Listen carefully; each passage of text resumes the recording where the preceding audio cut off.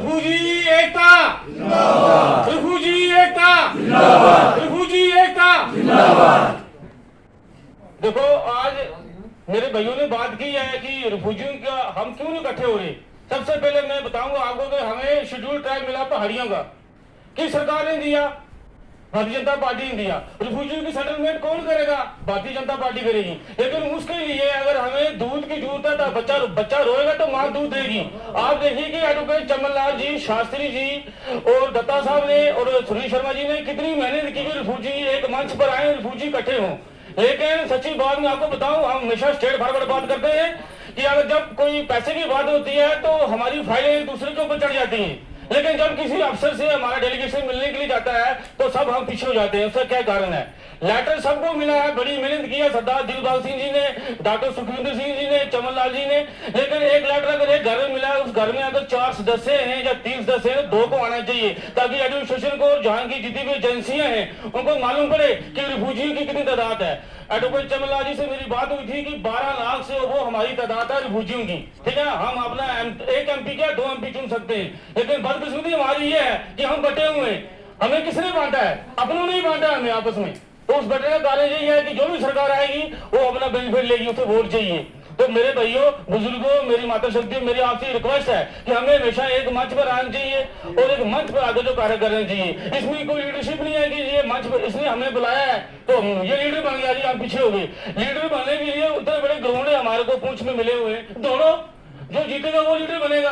लेकिन जब हमारी रिफ्यूजी की बात आती है तो हम पीछे आ जाते हैं जी, ये नेशनल कॉन्फ्रेंस का है, कांग्रेस का है, पीडीपी का है, हुर्रियत का है। ये ऐसी बात नहीं होनी चाहिए। आप देखिए 47 के बीच हमारे बुजुर्ग आए, ठीक है, हम अपने बुजुर्गों के पास बैठे हैं और सुनते हैं उनसे तो आंखों में आंसू आते हैं। इतनी गुर्बत देखी उन्होंने, खाना नहीं मिल रहा था, पानी नहीं मिल रहा पीने के लिए, और आज हमें यहाँ पर रहने के लिए हम रात को चैन की नींद सोते हैं, हमारे बच्चे अच्छी तालीम हासिल कर रहे हैं, फिर भी हम दिन में दिन बैकवर्ड में क्यों जा रहे हैं? इसका यही कारण है कि हमारे में एकता नहीं है, ठीक है। और एक तो हो, एकता में बहुत बड़ा बल है। आज देखिए हम सरकार से हमारी यही मांग है, मेरा इस पॉइंट को नोट करना, हमारी रिफ्यूजियों के बच्चे की जो अच्छी तरीके से सेटलमेंट नहीं हो रही है।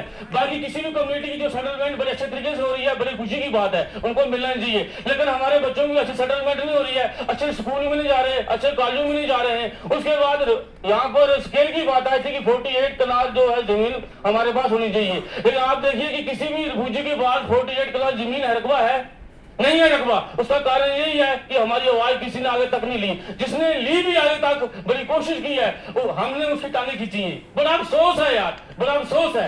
यंग टीम लाए उसकी भी, बुजुर्गों को हमें सहारा लेना चाहिए। जो हमारे बुजुर्ग हैं वो हमारा मार्गदर्शन करें ताकि हम उस मंजिल तक पहुंचे, और मंजिल तक नहीं पहुंचेंगे जब तक हम जगाएंगे नहीं। प्राइम मिनिस्टर कोई भी हो, ये हिंदुस्तान है, प्राइम मिनिस्टर कोई भी हो, उसके बाद हम उसको जगाएंगे तो हमारा काम होगा। और ये बुजुर्ग हमारा साथ दे रहे हैं तो नौजवानों को क्या प्रॉब्लम है? और नौजवानों की संख्या बहुत कम है, हमारे बुजुर्गों की संख्या ज्यादा है, क्योंकि ये हमारी बदकिस्मती है। इस बदकिस्मती के कारण जो है हम बैकफुट पे आ रहे हैं। टाइम की बड़ी कम कीमत है, इसलिए मैं शॉर्टकट बोल रहा हूँ। दूसरा मैं ये बताना चाहता हूँ कि अगर 5 लाख, 1.25 लाख, 25,000, 5.5 लाख से रिफ्यूजी को कोई सरकार नहीं खरीद सकती। क्या हम पैसे बिकने वाले हैं? हमारे बुजुर्ग नहीं बिके, हजारों कनाल रकबा जो है पाकिस्तान में छोड़ के आए, आज खरबूर रुपए की कीमत है। आज हमारे पास क्या है? किसी के पास 5 कनाल, किसी के पास 2 कनाल। चमला जी मेरा पॉइंट नोट कीजिए आप, हमारे बुजुर्ग के पास किसी के पास 2 मरला रकबा नहीं है, लोग किराए पे ले रहे हैं, किसी के पास है तो अच्छी बात है, किसी के पास 2 मरले जगह भी नहीं है। मैं बोलता हूँ स्केल बनाया जाए, यंग लड़कों को आगे आना चाहिए, हमारे बड़े अच्छे काबिल वकील हैं उनको आगे आना चाहिए, एक अच्छा डॉक्यूमेंट तैयार करनी चाहिए कि जिसके पास कितना रकबा है, कौन करेगा तैयार। हमें अपने बुजुर्गों से राय लेनी चाहिए, नौजवान को आगे आना चाहिए। उसके पास 2 कनाल रकबा है, 2 कनाल के बीच उसके 4 बच्चे हैं, वो क्या करेगा? किसी ने बेटी की शादी की है, जमीन बेच दी है। लेकिन मैं बोलता हूँ कि सरकार कोई भी हो देश के बीच, सरकार को बता देना चाहिए कि रिफ्यूजी एकता, रिफ्यूजी जो है वो एक है, रिफ्यूजी कुछ भी कर सकते हैं, कहीं भी बाजी पलट सकते हैं, और रिफ्यूजी ने पलटी भी है। तो जमीन जो है हमारे जो साथी है, हमारे बुजुर्ग हैं, उनको जमीन 5 मरले या 10 मरले उनको जमीन मिलनी चाहिए। हमारे बच्चों को अच्छी हॉस्टल मिलनी चाहिए, सेटलमेंट मिलनी चाहिए। आज हमारे बच्चे दर बदर बैठ गए हैं, उसका यही कारण है कि हम आपस में एक नहीं है।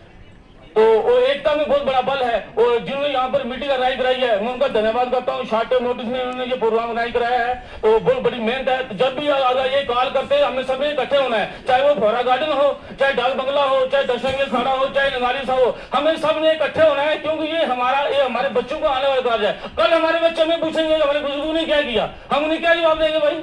कब हमारे बुजुर्ग जम जाते थे जब वो पैदल चलते थे। आज सबके पास बाइक है, 4 व्हीलर गाड़ी है, मोबाइल है, फोन पे सब आ जाते हैं। तब हमारे बुजुर्ग इकट्ठे होते थे, पैदल चलते थे। लेकिन आज क्या है, आज यहाँ पर तकरीबन 200 आदमी नहीं है, कम से कम 2000 आदमी होना चाहिए था। कितनी बड़ी मेहनत की इन्होंने। ये दुख की बात है, जब तक हम इकट्ठे नहीं होंगे तब तक हमारी बात सुनने वाला कोई नहीं है। ऐसी कोई बात नहीं, कोई सरकार हमारे से हमारा मकान दुकान और घर नहीं छीन सकती है, इसमें किसी को दम नहीं है। मैं सभी से माफी चाहता हूँ, एक बार मैं 3 नारे लगाऊंगा। रिफूजी एकता, रिफूजी एकता, भारत माता की जय, जय हिंद, जय भारत, जय पुंछ।